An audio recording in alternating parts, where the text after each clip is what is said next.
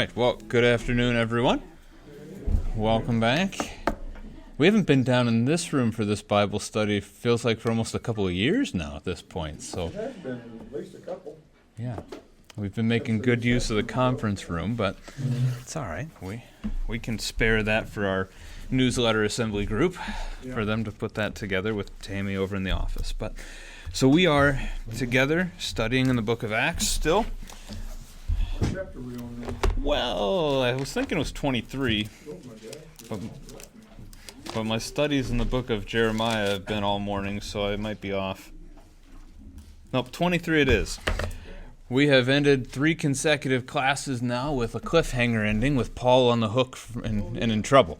So that's where we are yet again. We are at the end of verse 15 is where we left off, that they were ready to kill Paul before he could actually get to the council. So context here to hit the ground running together today. Back in chapter 21, Paul had returned from his 3rd missionary journey. He made it to the city of Jerusalem. He met with James. James was concerned about how some of the Jews might react, so had this whole plan for how Paul could ease his way back into the temple and be accepted. Didn't work. Some of the Jews that were there for Pentecost actually recognizing Paul from how he'd preached up in, we could probably use the map today, up in Asia Minor in the Turkey area. So they're down for Pentecost. They spot Paul and they say, this is the guy that's caused all that trouble in Jerusalem, in our home. Now he's causing trouble here. And so the crowd riots against Paul. They drag him out of the temple, shut the temple doors behind him, and they start beating him to death, and that's when the Roman soldiers show up, right? And the Romans take Paul out of the hands of the Jews, and they start to lead him away to flog him in order to learn whatever. Somehow they thought flogging a guy would get the truth out of him. Why they didn't think they could just ask Paul for the truth, I'm not entirely sure. And so that's when he says he's a Roman citizen, which terrifies the Romans, so they take a step back.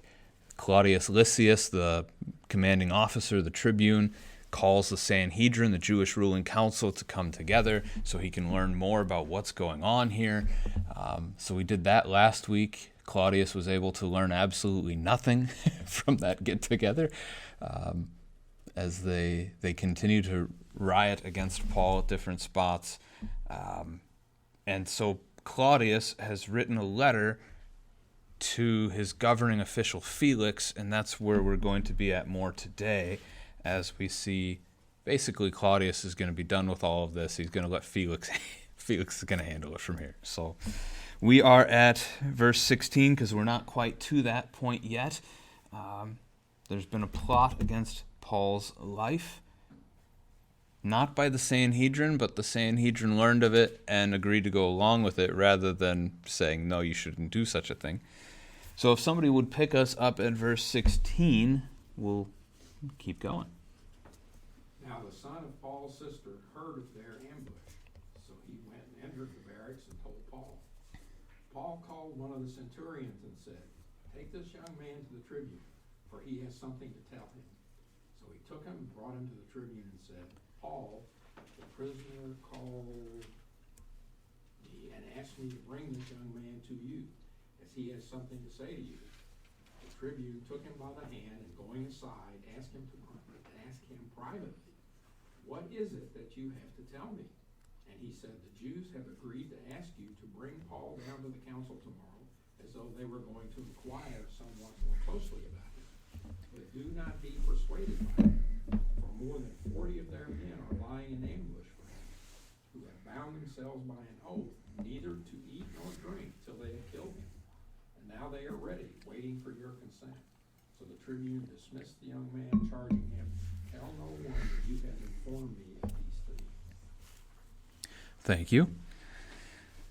So, we mentioned this weekend already. We do know from Scripture that Paul had the gift of celibacy. He did not have a need for marriage, did not get married. That does not mean, though, that he had no relatives.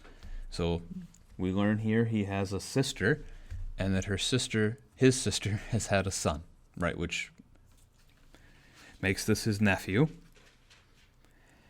Much like Jesus' earthly brothers didn't believe in Jesus during his earthly ministry.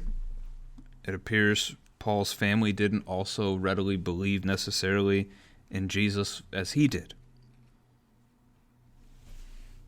The easiest way for the nephew to have learned the plot of the Jewish council would be for him to have been in service to the Jewish council, or one of the members of it, right? You think of how a high-ranking individual might have their servants beneath them. But it is possible that he believed in Jesus and that he was snooping around and trying to stay close and learn what he could. That is another possibility here. Whatever it is, Paul's nephew is able to learn of this plot against his uncle, and he doesn't want to see his uncle killed. So he rushes off to tell Paul the news. Marshall's commentary, he wrote, references to prison conditions at the time suggest that prisoners were easily accessible to their friends who would bring them food and other small comforts.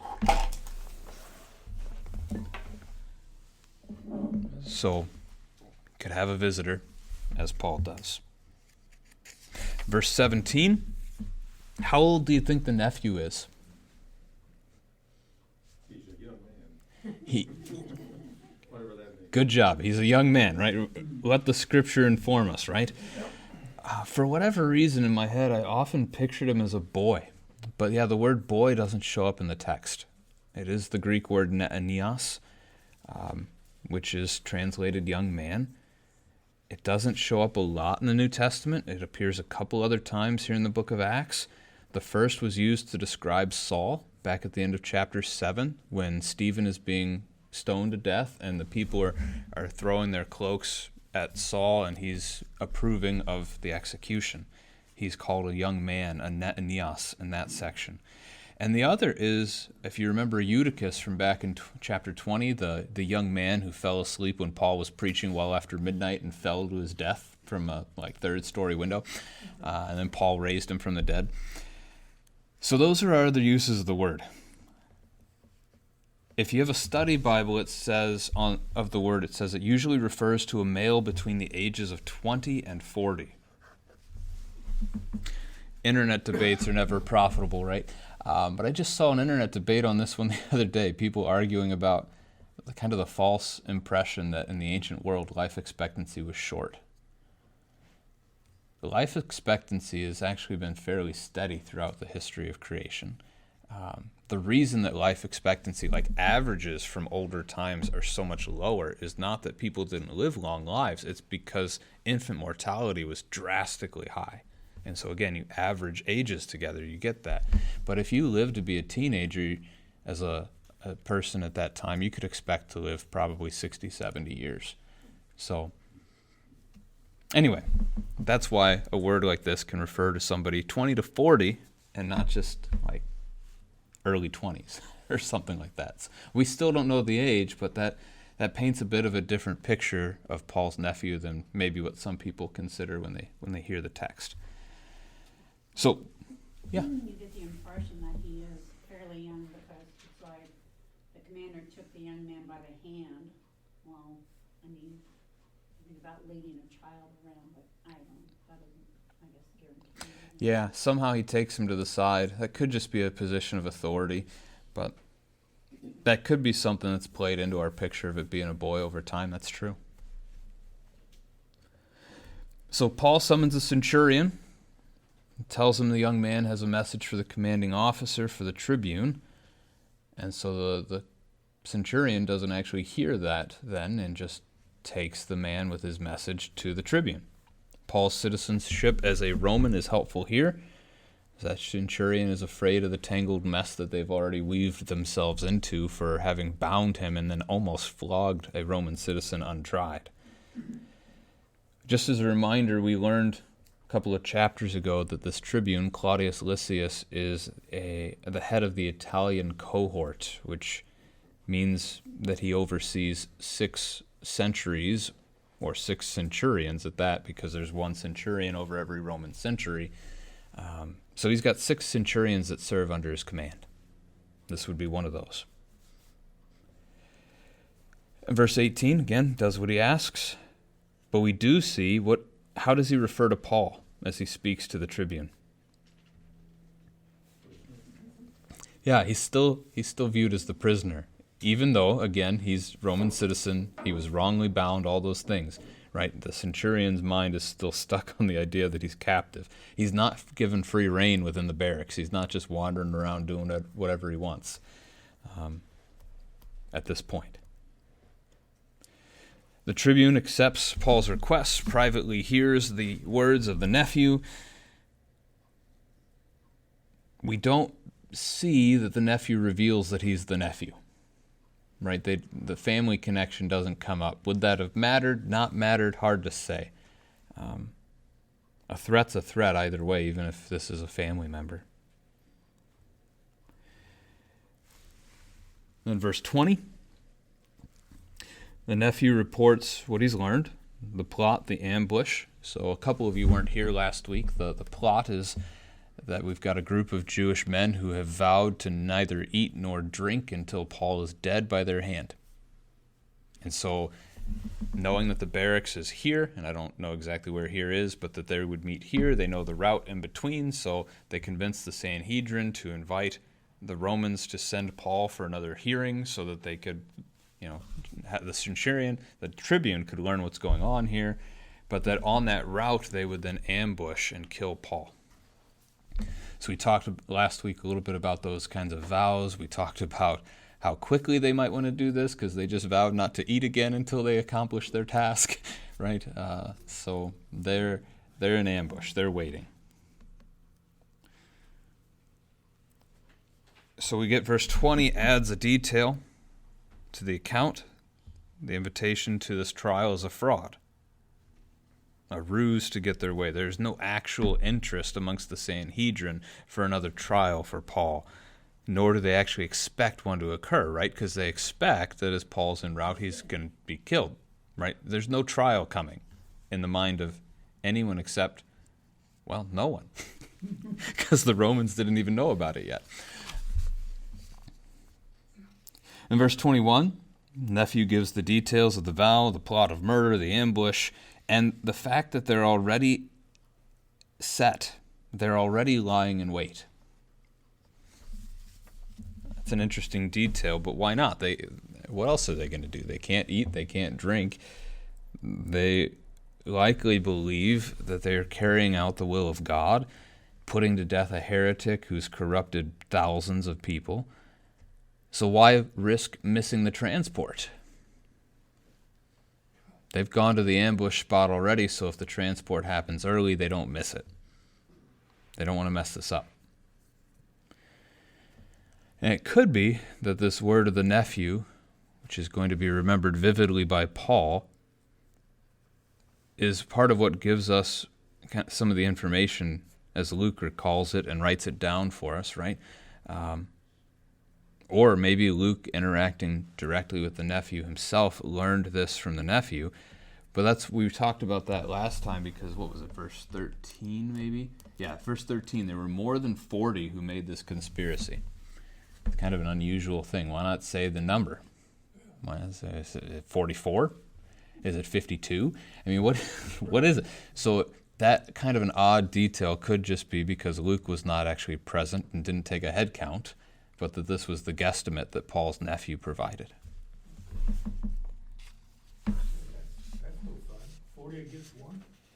Well, it would have been more like 40 against 3 or 4. There would have been a few Roman guards. But, I mean, when you think about that in context of the vow as well, that really puts the vow at a different level because in order to kill Paul, they're going to have to harm Roman soldiers. True. And harming Roman soldiers could result in the death penalty for these guys.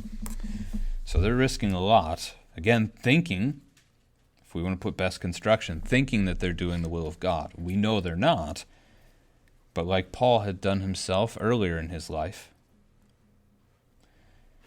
Then verse 22, we stopped on there. The tribune takes the messenger at his word. He believes the warning. He commands the nephew to keep it a secret. Study Bible here wrote, Paul's nephew intervenes. He's an example to us of how family members may support one another in trying times and call upon legitimate authority and support of God's people. Good government and family are blessings of God's providence that enable the gospel to spread among us. What do you make of the command of secrecy here from the tribune?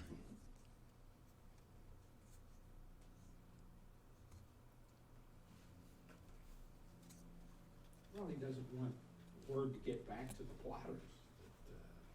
That they've been exposed. Yeah, Mm-hmm. yeah. Doesn't want it exposed. There could be an element of protection in that for the nephew who's brought the report, right? If they figure out who exposed them, they might put him to death as well. There's also the tribune's ability to make his own plan in response. That if the Jews find out that he knows, then they'll expect him to act or do something. But if they think he's unawares, then they think everything will go their way. So this allows him to act however he thinks fit, which we're going to read in the next paragraph how he sees fit. But yeah, those are some possibilities there. Questions that you have on that paragraph? Carl. Just a question on the kind of the hierarchy of the Roman military here. You had the centurion. Is that the lowest level? Is that like a foot soldier? That's still higher than just the common. Right, soldier, so a centurion oversees 100. That's where we get our English word century from. Let me see if I can pull up. I've got an old chart on here of like how that ranking kind of fits together. Taking a minute to load. So there's basically the smallest Roman unit, I think, has 10 in it. I'll get to that in just a second.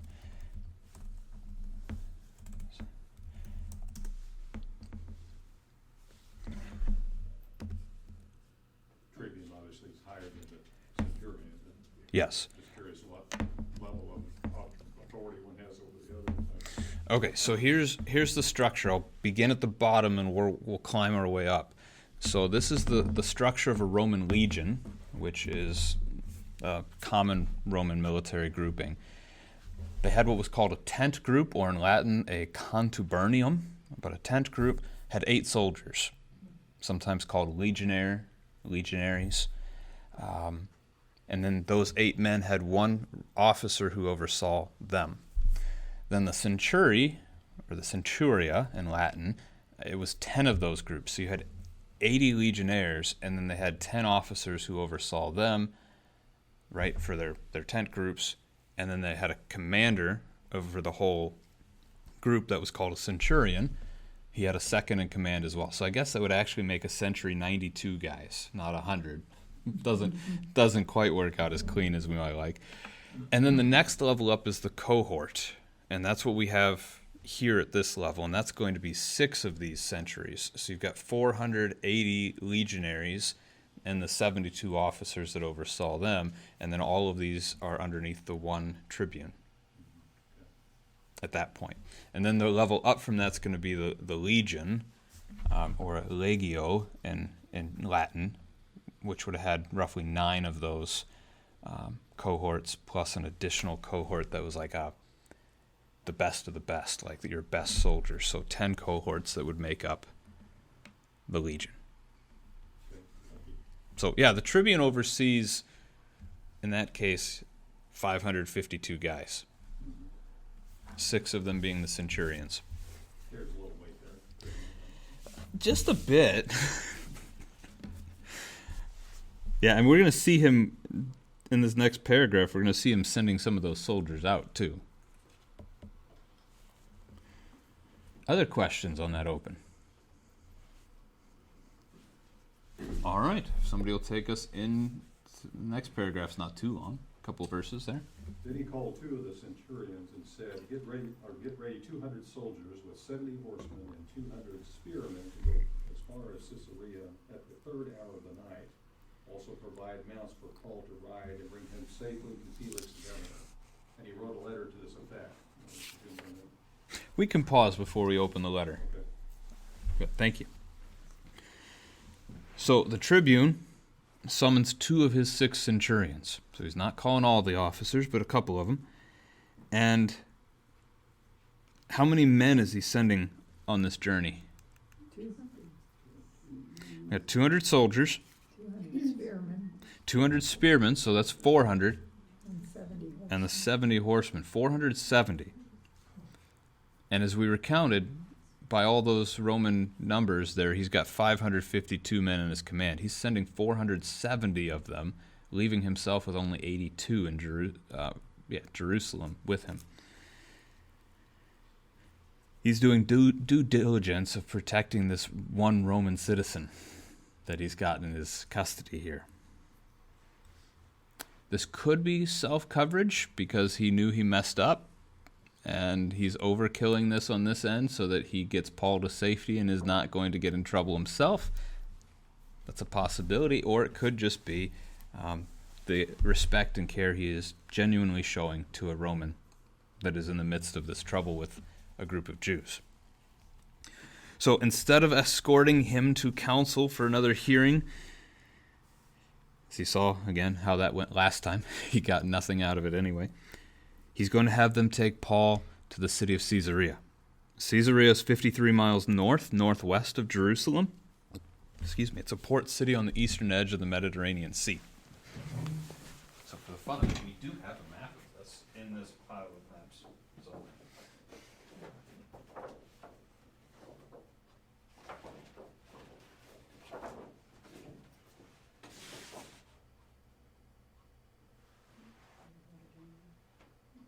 Yeah, it's on there. Okay. I was looking too high. Caesarea is here, this little dot at the top of the yellow, with Jerusalem being all the way down here. So they've got to make the trip 53 miles. And that's mostly no longer the province that we would call Judea. As those of you closer might be able to see, that's labeled Samaria on the map. So one of the northern provinces they have to wander through. What time of day are they going to make the trip? Third hour of the night. Any guess on what time third hour might be? 9 p.m. 9 p.m., very good, because sunset, roughly 6 o'clock. So third hour would make it the end of the first watch of the night, as they divided the night watch into 4 quarterly sections every 3 hours. Depending on how we've been counting along the way, either way, whether we're counting by kind of biblical measurement of what a day is, or if we're counting by our own thinking that it starts in the morning and ends with the night, right? They think the opposite. It starts at night, ends with day. Either way, we're on the 4th day of this event. So this whole process has been playing out for a while. Why do you think he has mounts, plural, for Paul? Paul wasn't by himself, was he? That's an option, right? One of our options to consider here is that the companions that have been with Paul to come to Jerusalem are maybe now going to be going with Paul to Caesarea. Somebody like Luke himself, for example, is a possibility on this. It could be that the idea of mounts being plural refers not only to the animal but also any equipment necessary, like the saddle and so forth. One of the commentaries I read suggested that because they would be traveling a long distance and at night, maybe he has multiple animals so that they can swap him back and forth, giving the animal rest, because this is supposed to be when they're resting. I don't know that I put a lot into that one, but the picture, if that's the case, the picture is, again, the tribune going over and above to make sure Paul doesn't get caught. Right? He can get away even if trouble comes, in that kind of a sense. Because whatever animal is next to him, it'll be fresh and can run. So they're going to go to Caesarea to stand trial before the governor Felix. He's the head of the Roman province of Judea at the time. Caesarea is the chief city in the province. Not Jerusalem, as that's the one we know, but Caesarea is where the governor tends to hang out. Verse 25, he didn't want to send Paul empty-handed or leaving it up to one of his soldiers to try and report the story, so Claudius is going to give his own best interpretation of events that'll play out in his favor here as he sends this letter. Marshall in his commentary made note that this is the only secular letter in the entire New Testament. Thought that was a detail worth sharing, for sure. And then Balgi said the form of the letter, so sender's name, addressee's name, greeting, message, was typical of the form used for letters in the first century. It is the form that James and the church at Jerusalem used in their letter to the Gentile believers in chapter 15. It's also the form employed by the writers of many of the New Testament epistles. So the structure that Claudius puts to this, as we're about to read, should, in other words, sound familiar. Questions there before somebody reads the tribune's letter to the governor? All right, who wants to put the spin on then? Claudius Lysias, to His Excellency the Governor Felix, greetings.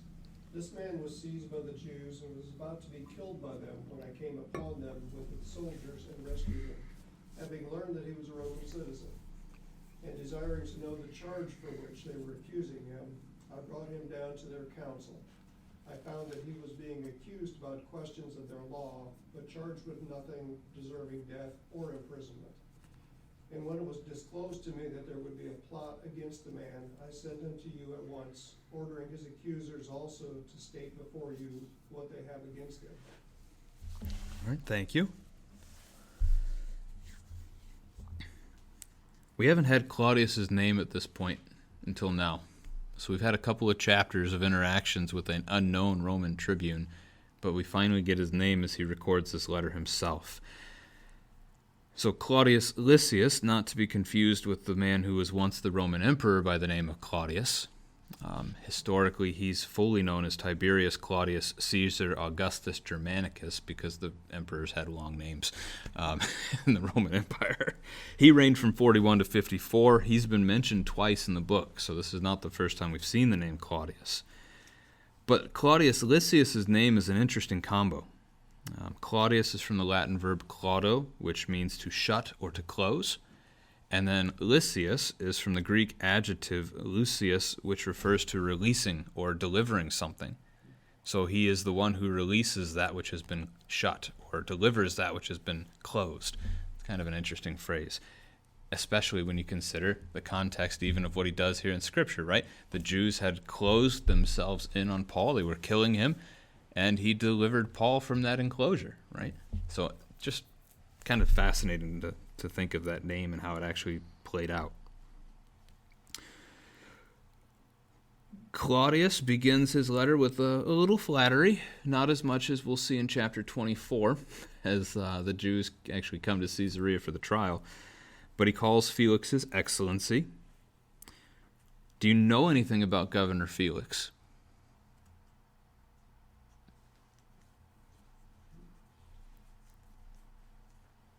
History doesn't record a whole lot about him. He appears to have been governor of Judea from 52 to 58 AD. That's several governors down the road after Pontius Pilate. I've got the list of names here. You can see just how many guys are in between them. So it was Pilate, and then Marcellus, and then Merlullus. It's a hard one to say. Agrippa the First, Cuspius Fadus, Tiberius Julius Alexander. Here's another tough one, or fun one, depending on how you look at words. Ventidius Cumanus. And finally, Felix. So, I mean, there's been quite a turnover, because it's only been, at this point, we're at 56-ish, maybe. It's only been 25-ish years since Jesus. And Pilate? Very long term, so No, these guys aren't lasting too long in Judea. That was kind of the point. So we got probably not the 2, most 3, 4, popular 5. place to be positioned or granted to govern anyway, right? So- Yeah. So Felix is the 7th governor of Judea after Pilate. And Pilate actually made it a few more years too, so that would shorten their average reigns even more. So the next governor will be Festus. We'll see him in the next chapter. Chapter 24, verse 27 is when Festus will arrive on the scene for us. Of Felix, this is from Wikipedia. Felix's cruelty and his accessibility to bribes led to a great increase of crime in Judea. The period of his rule was marked by internal feuds and disturbances, which he put down with severity. Wikipedia, if you look at it, will then detail how he plotted to and actually did pay assassins to murder the next high priest of the Jews, a man by the name of Jonathan. I mentioned that one briefly last week as we looked at the idea that high priest Ananias would be assassinated later on.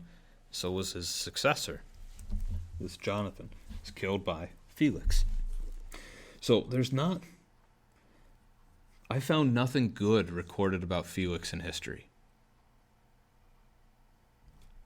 That's not a good reputation.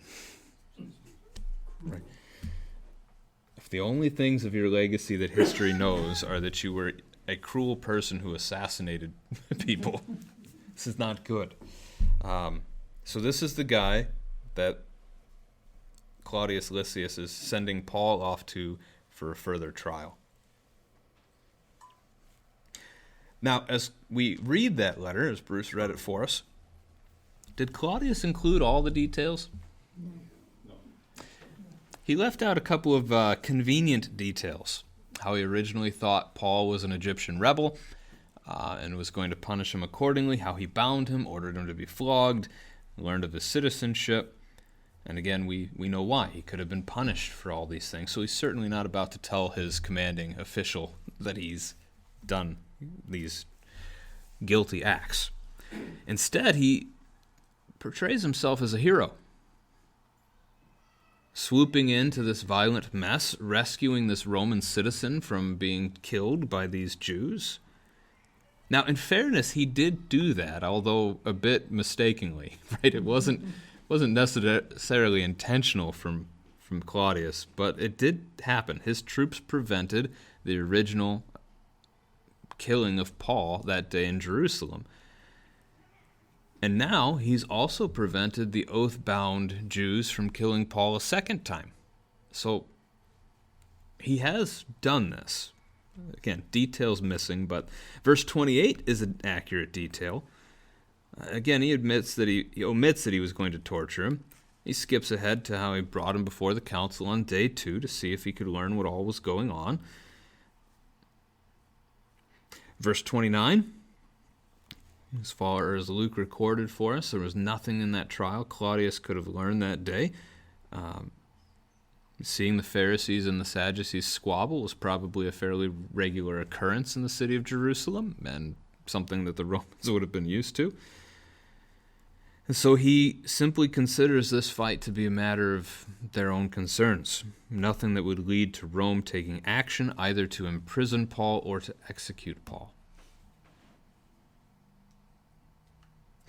This is potentially false, but not to Claudius Lysias' own knowledge of the situation. The original accusation against Paul was what? Do you remember? We've noted how it's been absent the last couple of chapters, but the original accusation was that he had committed some offense. What was that? Then he took a non-believer into the temple. Yeah, defiling the temple by bringing a Gentile into part of the temple where the Gentiles were not allowed. Trophimus was that man's name. And that is the one instance in which the Jewish people have the authority to put someone to death for a crime. Otherwise, they had to turn them over to the Roman authorities to do such things. But the Roman emperors had given the Jews such jurisdiction over their temple. If somebody blasphemes the house of your God in that way, they had that.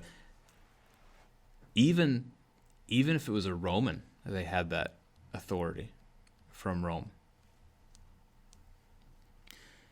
But again, Claudius never learned that. He does not know that the accusation was that Paul had defiled the temple. In fact, if he did, and he was aware of how Rome had ruled, he probably would have just turned and walked away and let them do it. Verse 30, we learned of the ambush attempt. So he sent Paul to Felix, because as Roman governor, you have proper authority in such matters. You can hold the trial. You can attempt to learn from the Jews what I couldn't learn from the Jews. Maybe you can figure this out. Although it is a bit odd, because Claudius had just confessed that he did not think Paul had done anything worthy of imprisonment or death. So why press the matter and make your ruler have to do anything with it. In that way, I think the ambush connects. The recognition that the Jews are not going to let this go, that they're going to press. And so now, combined with the concern this is a Roman citizen, makes Claudius recommend this case up to the next level. Carl. So did the tribune have any authority to conduct that trial? That's a good question. I don't know if tribunes had that kind of authority or not. He did not. We saw him last week summon the Sanhedrin. He didn't have that authority, but they agreed to it anyway, because they thought it would get Paul killed. So they were willing to come. But yeah, I mean, his actions here would lead me to say no to the question. He couldn't do it, and that it would have to be the governor who would do it instead. Good question.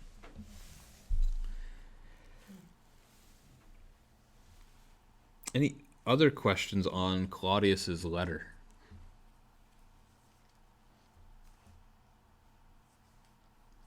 So the tribune didn't go with this group.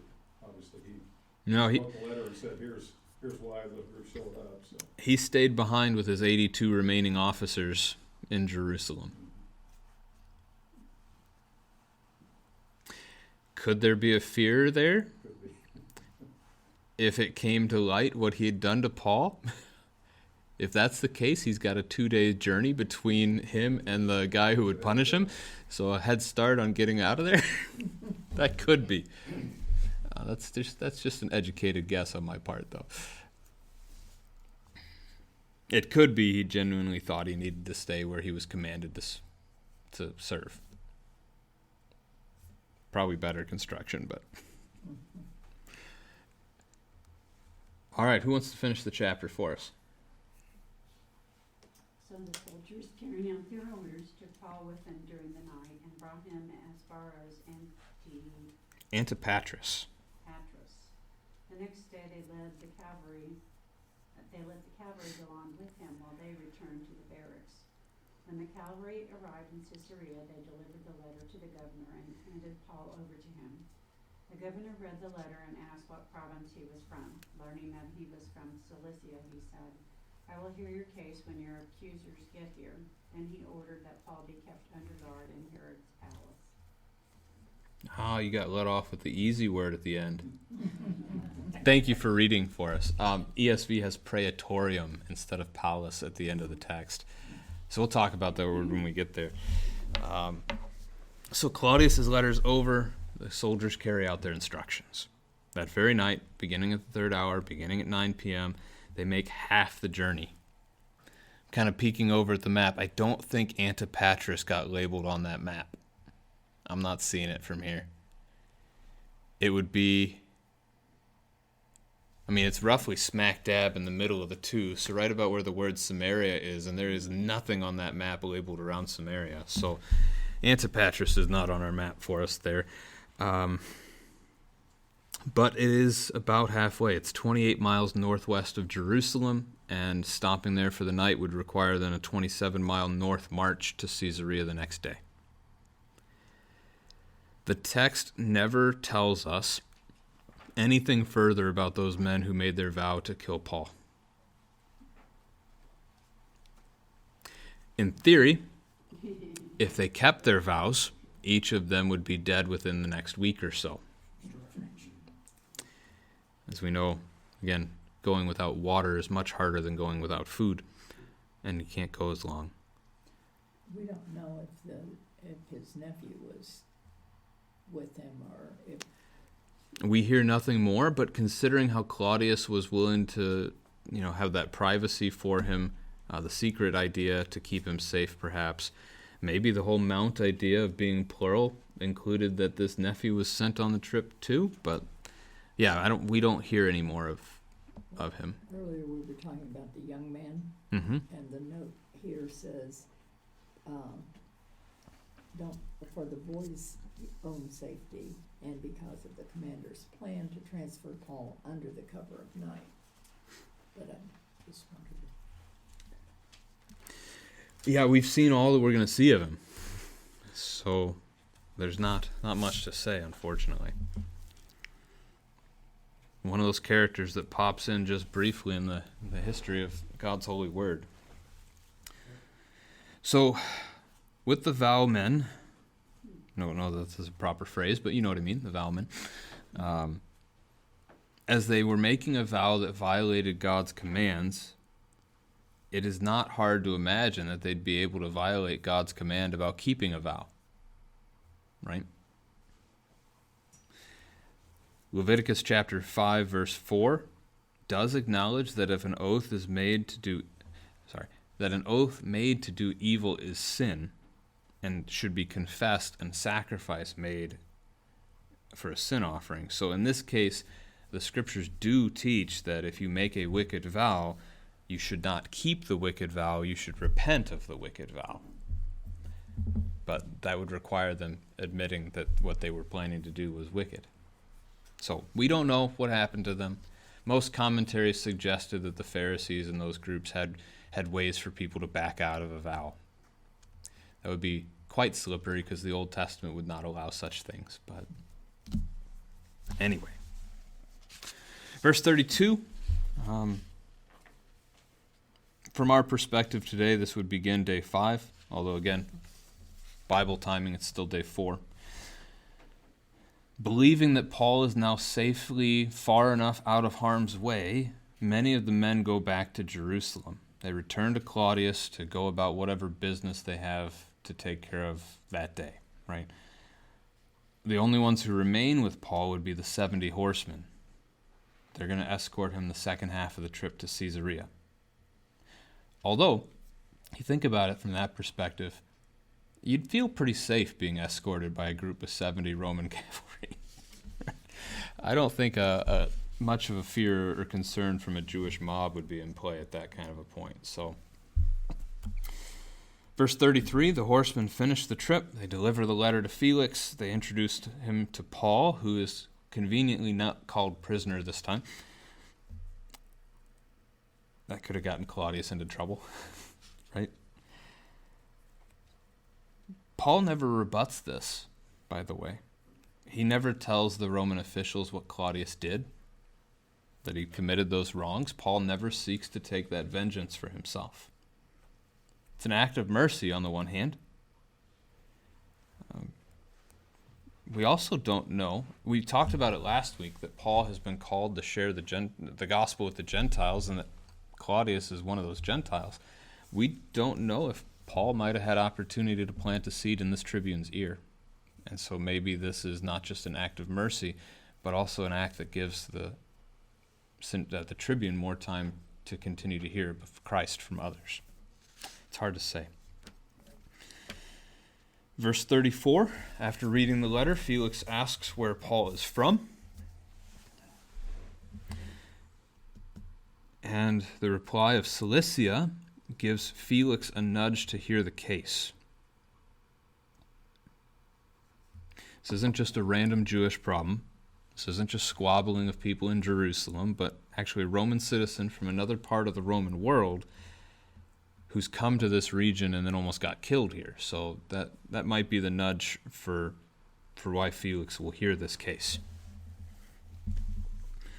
Balgi notes in his commentary, he said, under Roman law, Felix had to ask his prisoner from what province he had come. The prisoner could then choose to be tried in his home province or in the province where he had allegedly committed a crime. Felix was a deputy to the legate who governed Syria and Cilicia. Therefore, he could claim the right to hear Paul's case, no matter which jurisdiction the latter might choose. So that might give us some insight into how Roman courts worked.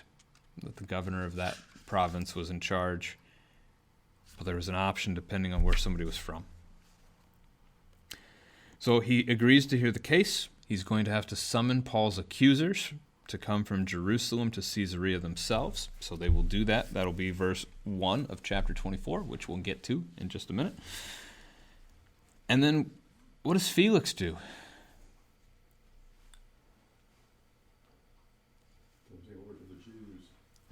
He puts him under guard in the praetorium. So it's not quite arrest, right? it doesn't quite read prisoner, but he is under guard. So we could take that positively as protection, since there was a plot to kill this guy. Herod's praetorium.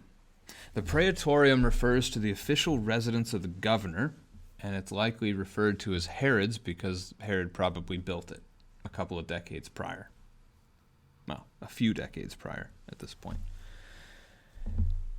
The Greek word praetorium is used of Pilate's residence in the Gospels of Matthew, Mark, and John.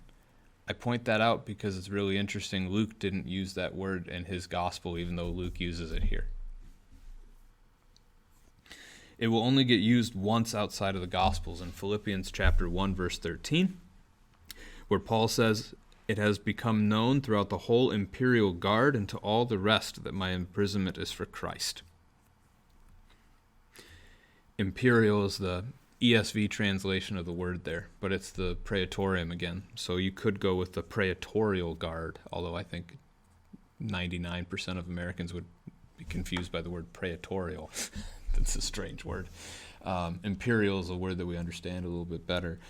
But these are not just defending a governor's home, they're defending the emperor's home. Paul is under arrest in Rome, awaiting his trial as he writes that letter to Philippi. And what happens? He's converting Nero's soldiers. Right? Thanks be to God, right? The men who served under the wicked and corrupt Nero came to faith in Christ because Paul, the prisoner. If you listen to the new podcast I just did, this is true of Peter too. Peter was imprisoned before he was killed in Rome under Nero, in the Mamertine prison. And both the Western Church, the Roman Catholic, and the Eastern Church, the Eastern Orthodox, they have both sainted two of the soldiers that were guarding Peter at that time. Let's see if I don't mess up their names. I think it was Martinian and Processus. I think those were their names. It is believed that they were converted and baptized by Peter, and that then Nero arrested them and tortured them before he killed them as well. So, thanks be to God, those men escaped. They didn't escape worldly punishment, but they escaped, and they are in paradise. We rejoice, right? We'll get to see these guys. I don't know that we're going to do that, though. You know how in this world, when we greet other people, we introduce ourselves, like my name and then my job title? Like, hi, I'm Joe, a mechanic. Right? I don't think we're going to do that in paradise. Like, yeah, hi, I'm Martinian. I guarded Nero. I don't think that's going to happen. I could be wrong. We'll see. I mean, we would rejoice at that, right? The guy who guards somebody so evil as that is in paradise. It'd be like Naaman from the Old Testament. Remember, Naaman comes to faith, and he has to talk to the prophet and say, every day I'm supposed to go into the temple of the false god that my king worships. What am I supposed to do? Right? Good stuff. All right. Study Bible ends the chapter with this note. Claudius Lysias turns Paul's case over to Felix the governor. All circumstances point to the apostle's innocence of any crimes against the state. Life sometimes brings unjust suffering, especially to Christ's followers. Christ's death on the cross provides for our forgiveness when we have been unjust to others and gives us strength to bear our sufferings in his abiding grace. And it has a prayer for us. Lord, I praise you because you are just, and you have justified me through faith in Jesus. Forgive me when I am unjust to others, and give me strength to bear even unjust suffering. Amen. All right, questions on 23.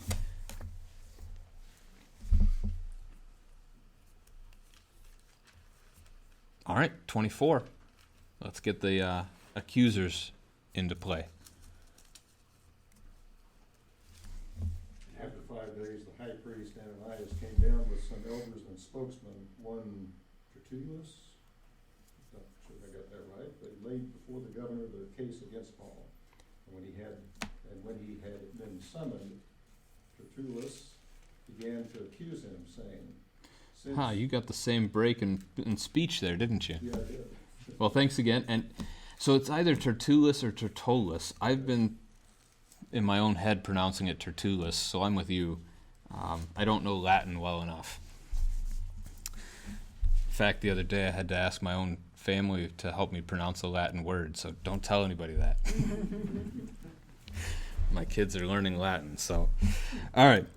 So Paul has been in custody with Felix for nearly a week, right? 5 days as he waits for his accusers to arrive. So we went from a 4 or 5 day event, now we've doubled it at this point.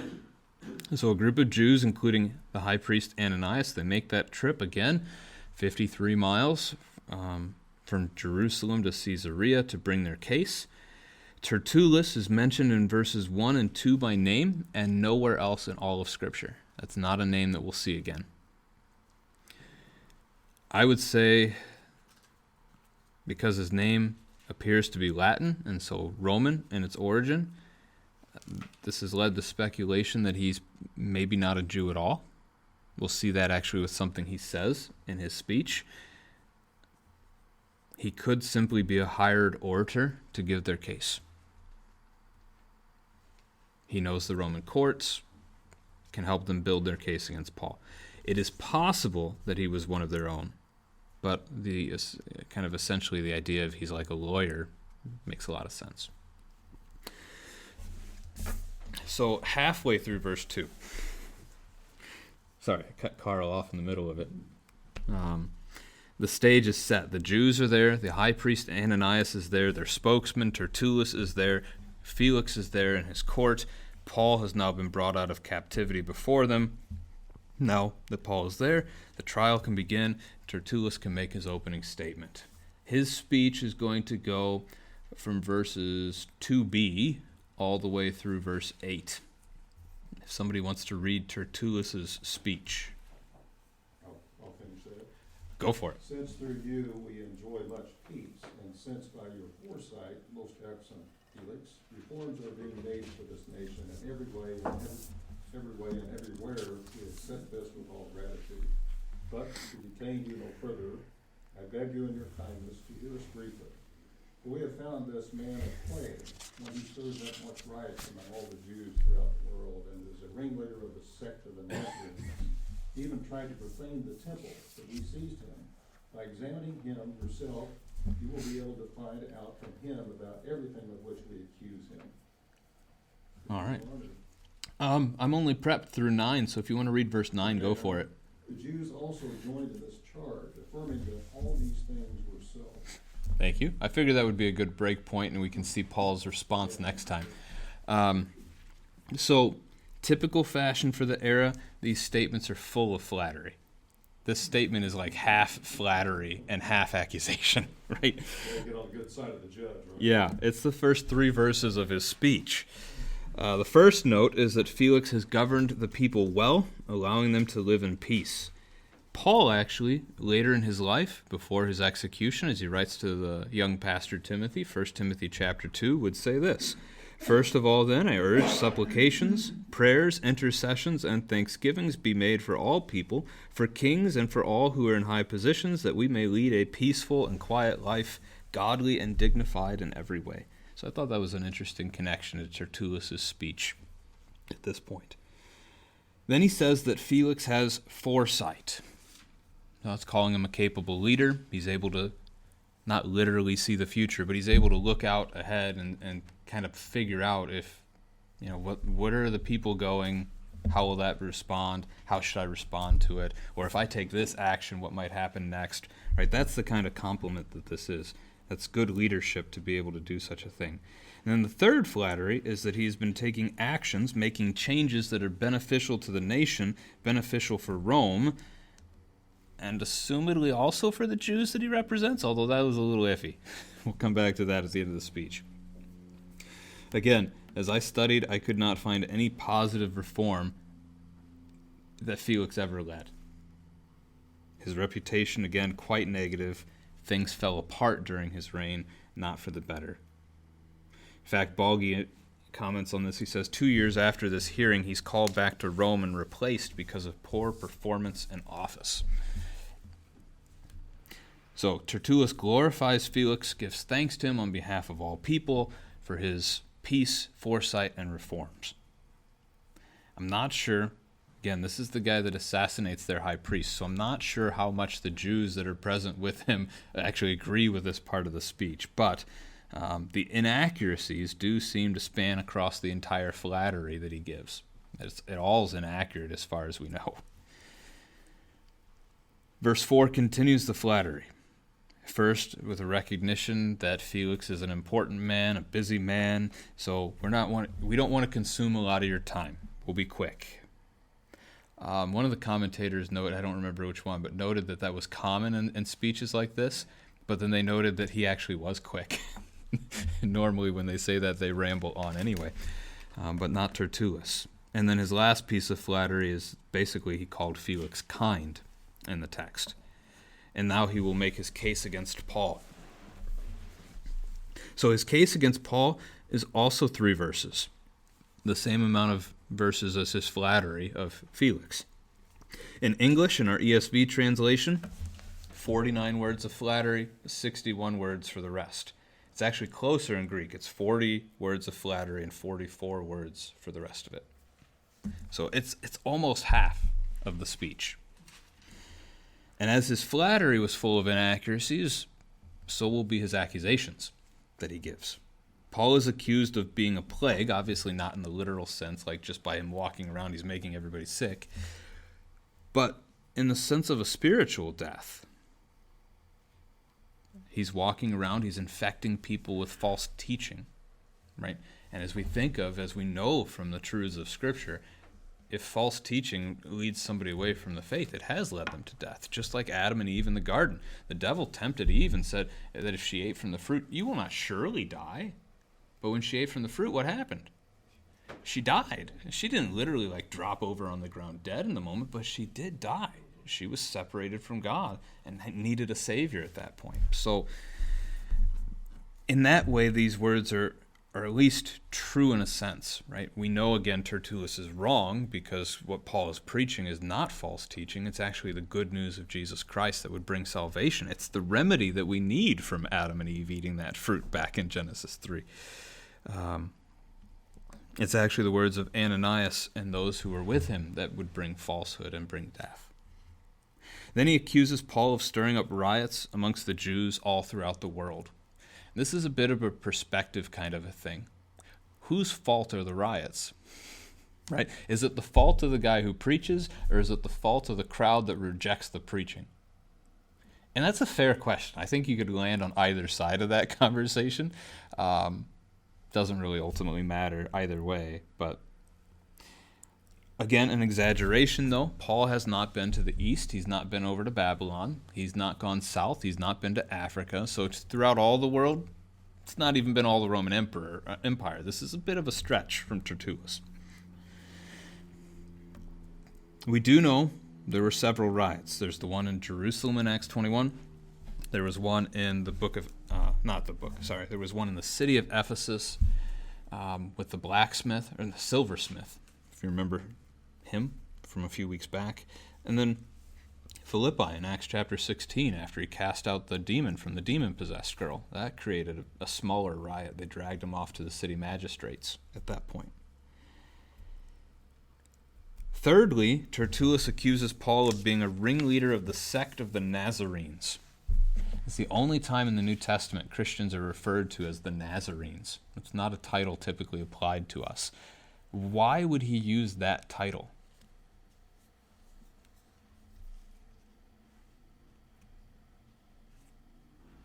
Jesus was from Nazareth. There it is. That's it. The leader of the group is from Nazareth, so those who follow him, you could apply the term. Nazarene does become a term later on for a group that claimed to be Christian, but was a heretical group that had kind of walked astray. Some of the church fathers would talk about them, but I didn't dig too much into seeing what kind of things the Nazarenes taught, because that doesn't really apply here. So in these false accusations, Tertullus is attempting to paint Paul as destroying the peace and the reforms that Felix was apparently working so hard on. Right? He's making his case sound good. Then verse 6 is the final accusation. It's also finally the original accusation from back in chapter 21. We finally come full circle. The Jews in Asia Minor had brought that accusation that Paul had defiled the temple. Again, that was wrong. He hadn't done it. But it takes nearly 3 chapters for that to come back, after all those other chances where it could have. Only here as they stand before the Roman governor. Now, it is the act of seizing Paul that was the riot in Jerusalem back in chapter 21. It's a bit of a point of negligence in Tertullus's account, because if they had done nothing that day when Paul was in the temple in Acts chapter 21, Paul would have made his offering that he came to the temple to make that day, and then he would have gone about his business. He would have left, right? The riot was their fault, not Paul's. Anybody notice verse 7's not there? Yeah, just pick that up. So this is a reminder. Bible verses were added in the 16th century by a French printer named Robert Etienne. That last name is Estienne. It looks like SDN, but S is silent, I guess. Etienne. He was basing it on the texts that they had at the time. We have found many more copies of the New Testament since the 16th century. Thanks be to God. We keep finding more even now.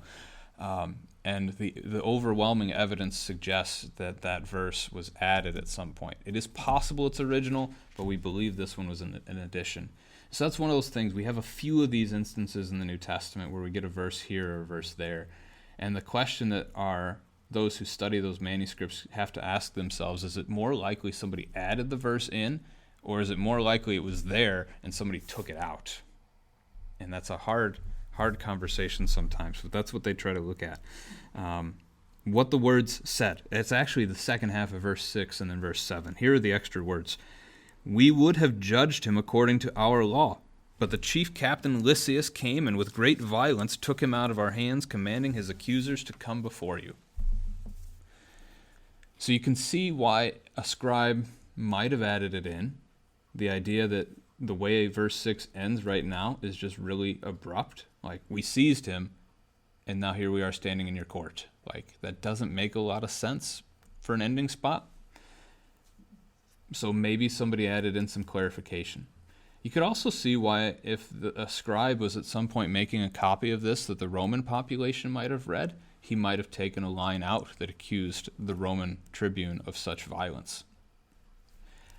Those are possibilities. We don't know why a scribe did one or the other, but a scribe did at some point, and that copy got made more copies of and passed all over the place. So we ended up with 2 versions of the text floating around from that, for one reason or the other.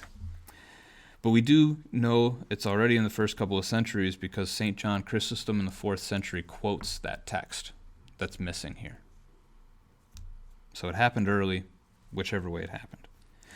Verse 8, Tertullus's case is laid to rest. He invites Felix to question Paul for himself and decide accordingly. And then verse 9. If there's any extra weight to the idea that Tertullus is not one of the Jews, it's that the way Luke phrases this. So Tertullus finishes his account, and then it's not the rest of the Jews, it's the Jews, right? He seems to make a dividing line there between Tertullus and the Jewish group that came up.